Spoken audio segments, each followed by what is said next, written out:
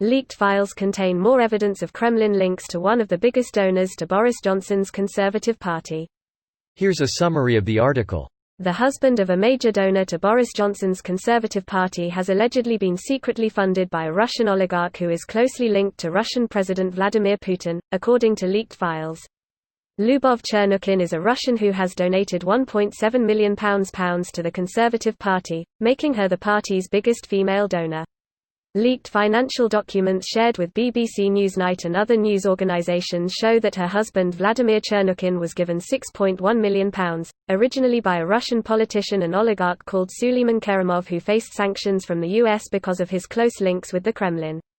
The leaks are part of a tranche of files leaked to news organizations, called the FinCEN files, which allegedly show some of the world's biggest banks allowing criminals to launder dirty money across the world with ease. Chernukin received the money in 2016 from a company registered in the British Virgin Islands which was linked to Kerimov, a member of the Federation Council, the Russian parliament's upper chamber. The leak comes amid significant concern over the influence of Russian money in UK politics.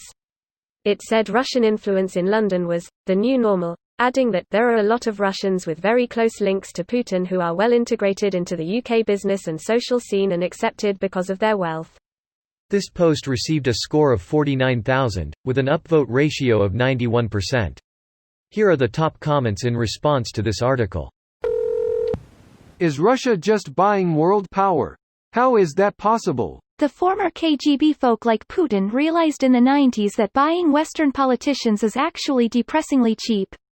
Considering how much money the Russian oligarchs have, UK Tories, Farage and the Republicans in the US are bending over and selling out their countries for pocket change.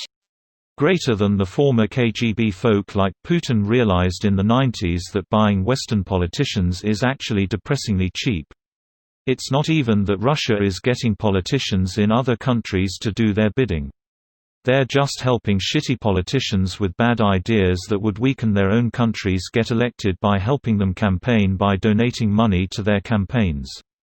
Frankly, I'd be happier if Russia was just straight up bribing individual politicians. I agree with you, but I don't think the main thing is about idiots.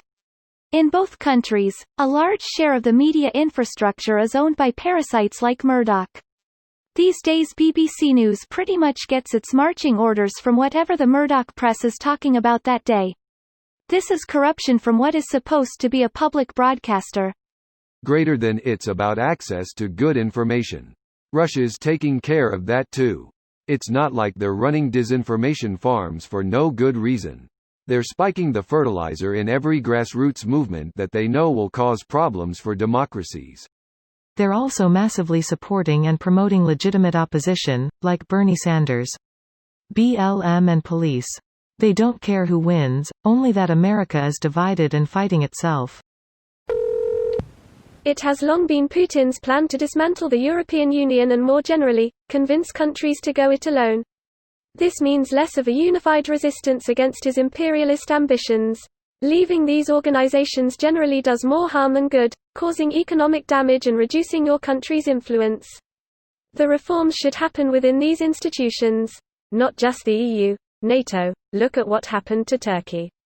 And not just NATO but all the opponents of Russia. USA has been heavily targeted. Yeah, was going to wave from the US and highlight NATO as well and how targeted that's become now in our politics across the pond. I would really like to ask someone like FMR. Ambassador Michael McFaul, fantastic follow on Twitter for anything Russian related, if Putin had to choose which he'd rather see fall between NATO and EU. I'd bet NATO. It was set up in spite of Russia, the EU wasn't. Russia can gain from working with the EU, they don't want to play a game of compromise, but they could. NATO will never be anything for Russia than the old adversary. The Warsaw Pact broke up Russia's NATO, but NATO didn't in response. This video was automatically created by Reddit to speech. The article and comments in this video were selected from Reddit according to their upvotes, and any paraphrasing was performed by smmry.com, without any human intervention.